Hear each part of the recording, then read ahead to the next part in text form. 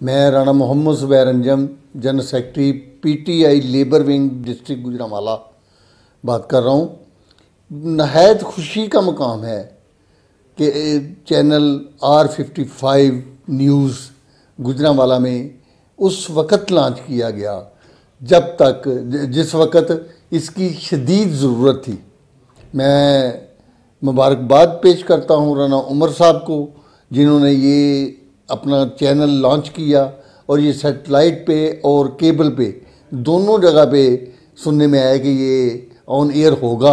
और मैं समझता हूँ कि हमारे तंजीमी मामलात, हमारे माशरती मामलात और इस ज़िले की आवाज़ बन के ये चैनल अपना काम करेगा और तमाम मसाइल जो अब तक छुपे हुए थे ये चैनल उजागर करने में नुमायाँ किरदार अदा करेगा। Well done Rana Umar.